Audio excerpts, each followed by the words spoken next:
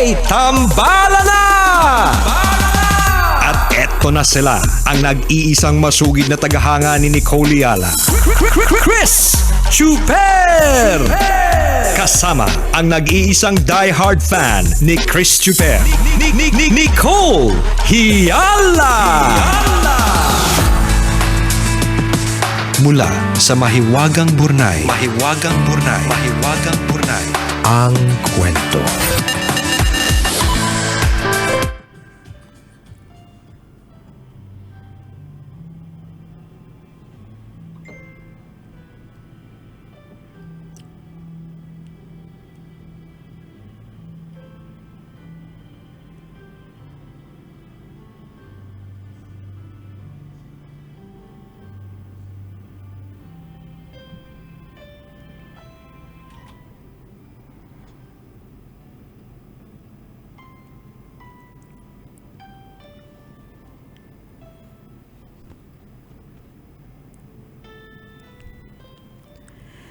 Dear Nicole and Chris, itago niyo na lang po ako sa pangalang Shasha, isa sa marami ninyong tambalanista dito sa Middle East. Maliban sa mga anak at asawa ko, para sa inyo kaya ako bumabangon araw-araw. Grabe naman. Oo.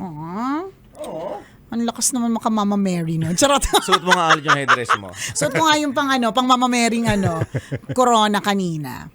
Anyway, excited ako kasi laging makinig ng kwento ng Mahiwagang Burnay. Sumulat po ako para humingi ng payo. Domestic helper po ako dito sa Middle East. Yung amo ko pong lalaki, napakabait.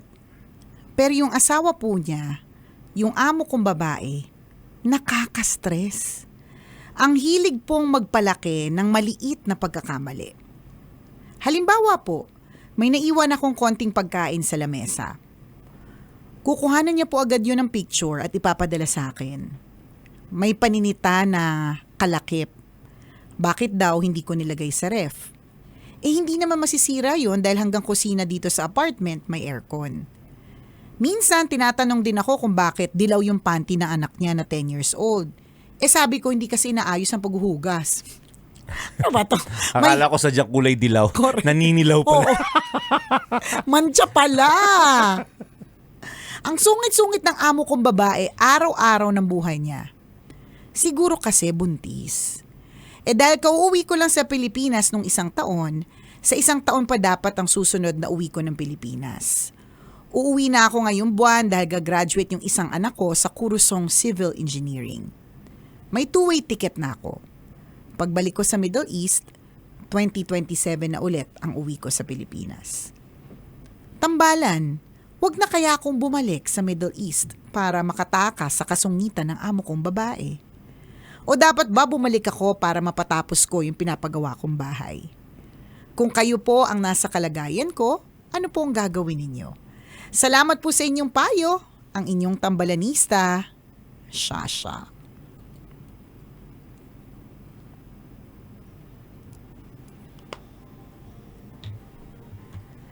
Hi, Shasha. Oh, Shasha. Ganito lang yan. Ako para sa akin, yung magic word sa lahat ng sinabi mo ay yung salitang buntis. Yun lang. Yun lang sa tingin ko yung magic word. Tsaka halimbawa, okay, yung isa sa mga example na sinabi mo na naninita. Okay, so meron kasi tayong mga ways na mga Pilipino na sa ibang bansa hindi nila gets yun. So for example, ewan ko kung ginagawa mo to ha, partner. Kami gawain namin to eh. Halimbawa, puno yung ref o kaya walang ref. Tapos meron kang kunyari donuts na natitira o kaya cake o kung ano mamatamis. Kami gawain namin to eh. Wala ring aircon sa kusina.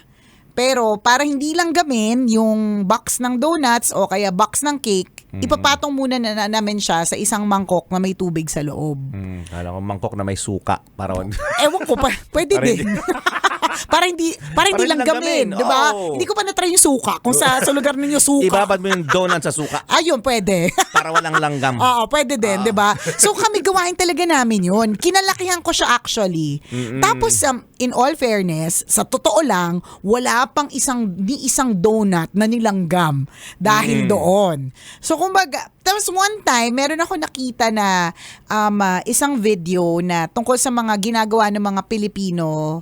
Parang ang gumawa nun, taga-ibang bansa na bumisita sa Pilipinas. Tapos parang sinabi niya, you know that a household is a Filipino if. Tapos yun, yung isa doon is, yung matamis, pag hindi nilagay sa ref, ilalagay sa mangkok na may tubig o anything, lagayin na may tubig, hindi talaga siya lalanggamin. So yung mga ganon. So kung may ganon tayo mga Pilipino, siguro sila doon sa Middle East, hindi nila magets yun na, porke malamig yung lugar, hindi mapapanis yung pagkain. Siguro sa kanila, kahit ano pa yun, kahit medyo mainit pa yun, ilagay mo na agad sa ref para hindi mapanis. Baka ganon. Kasi baka depende sa ingredients nila, madaling mapanis, hindi basta-basta Baka mas kinikerry. maraming germs Correct. doon. Oo, or 'di ba? Or spices na kailangan i-ref agad, ganon. So, minsan kasi, ito lang ang problema kasi sa atin Hindi naman porke sinabi mo sa amin na kami ang dahilan ng pagbangon mo, kakampihan ka na namin kaagad.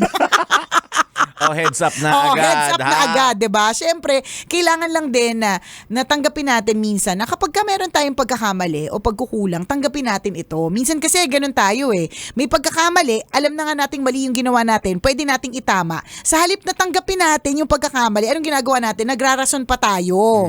Katulad na ginawa mo, that's a perfect example Totoo naman. Ba't hindi mo na lang ilagay yung ref? Ilagay sa ref. Yung hindi mo natitirang ilagay ref sa donut. Oo, 'di ba? Mga ganon. Ba't hindi na lang yun yung ginawa mo? Oo. 'Di ba? Ang dali lang naman. Bakit yung refrigerator ba nasa kabilang kondo? Wala naman, 'di ba? Kung nasa tabi lang din naman siya ng mesa, ba't hindi mo ilagay? Ganon lang naman yung point niya. Pinicturean niya, sinend niya sa iyo, hindi niya naman sinend sa iba Hindi niya rin naman siguro pinost sa social media para kutsain ka, 'di ba? Anong ginawa niya? Sinend niya sa iyo. Pinakita niya sa iyo kasi siya din naman ng siya ang amo ng household. So, her house, her rules. Parang kami dito sa office, 'di ba? Kapag ka sinabi ng boss namin na ganito ang gagawin namin, ganito, yun ang gagawin namin. Hindi kami kukontra. Unless yung papagawa niya sa amin sige, para tumaas yung ratings natin, kumain kayo ng tae. Ganon.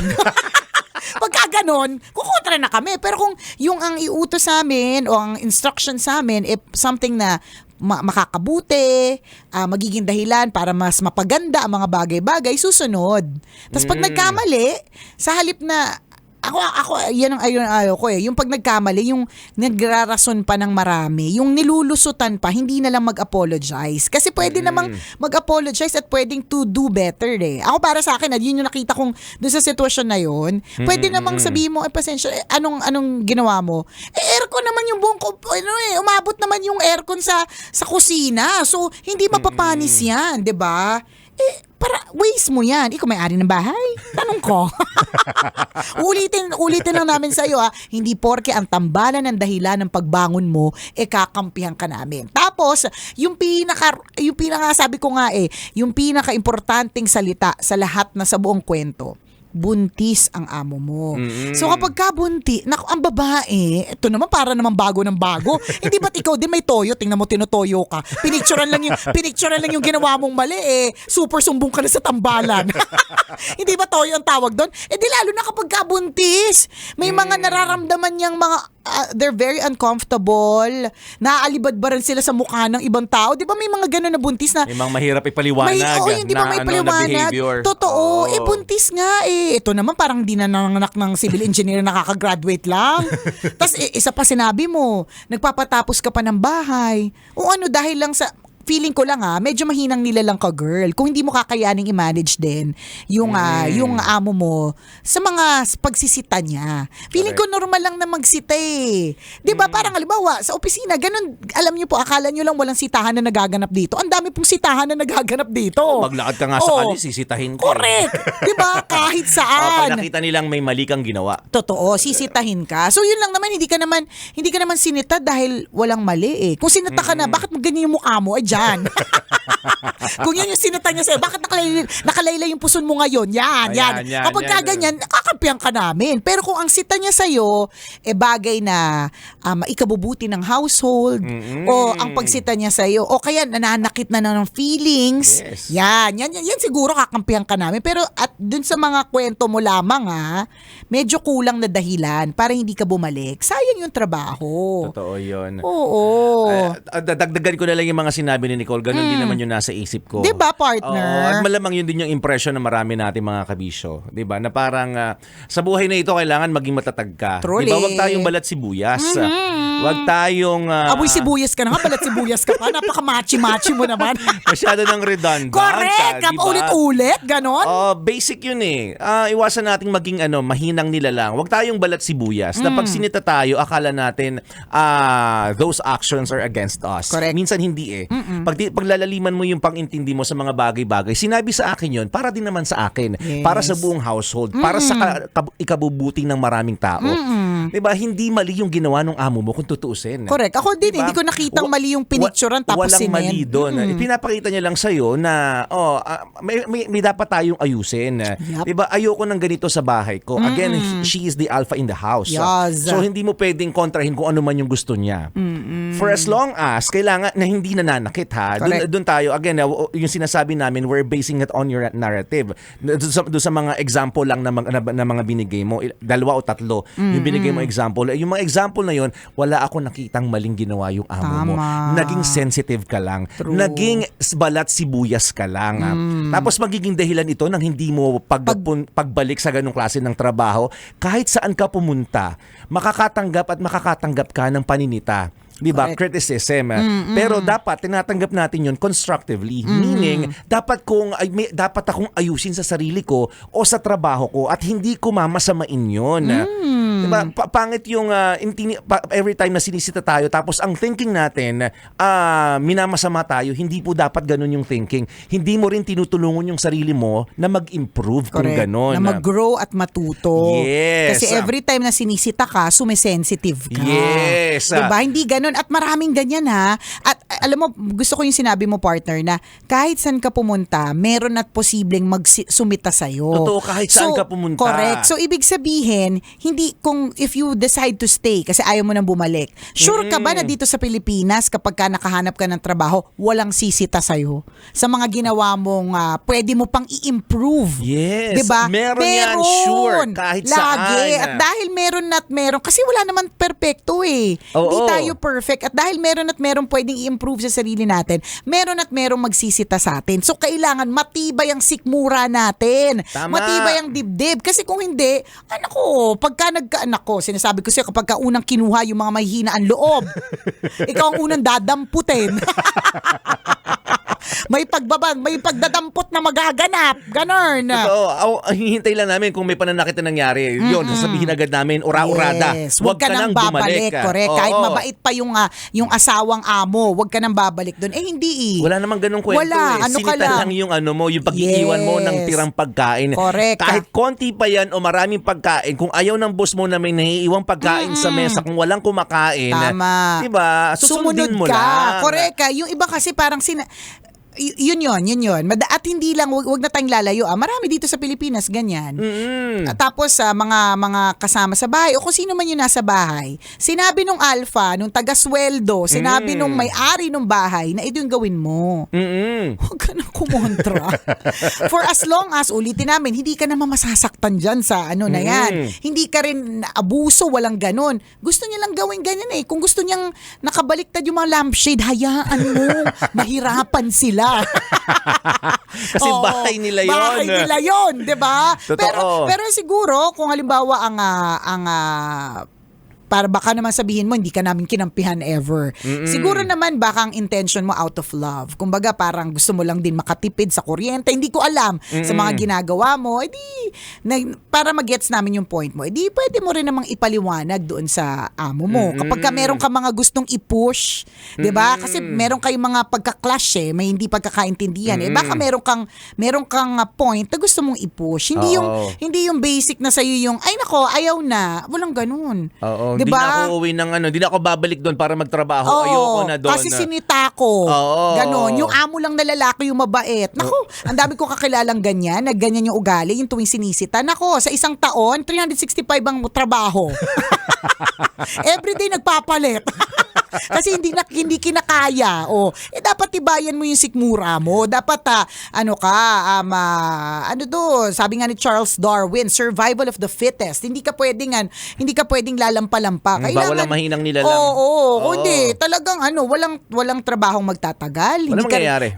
Hindi ka rin mag-grow, 'di ba? Walang maramdamin, sa madaling salita. Iwasan natin na maging maramdamin, mga kaibigan. Tama. Every time na kino-correct tayo, actually favorable nga sa iyo yung ginawa sa iyo ng boss mo, 'di ba?